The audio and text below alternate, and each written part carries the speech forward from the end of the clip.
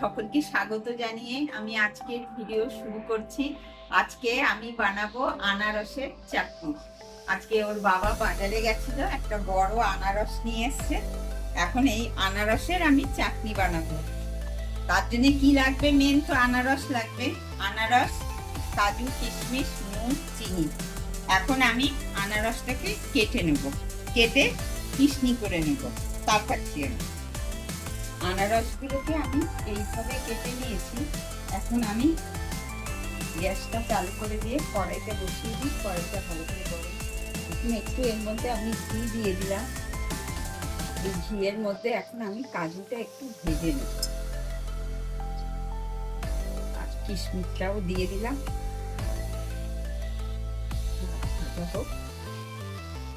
কিশমিশ আর কাজুটা একটু ভাজা হয়ে গেছে। এখন আমি এটা তুলে নিলাম।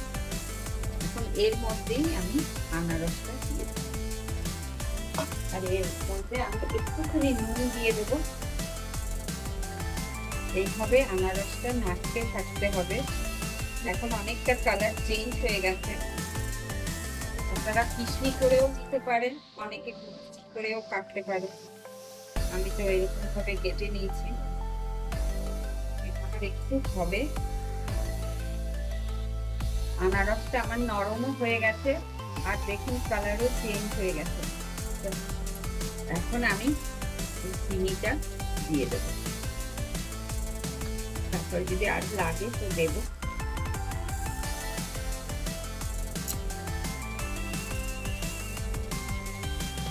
আমি একটু লেবুর রস আর একটুখানি খাবো টান, আমার হয়ে যাবে আনারসের চাটনি। কাজু কিশমিশটা ছড়িয়ে দিলাম। ওইটা উপর দিয়ে সাজিয়ে দেবো।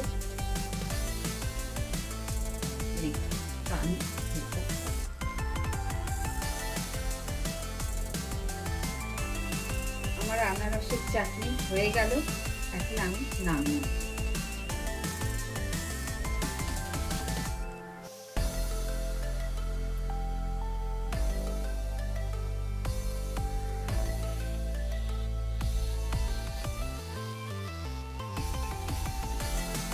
এইভাবে আমার রেডি হয়ে গেল আনারসের চাটনি। আপনারা এইগুলো ঘরে বানিয়ে খাবেন।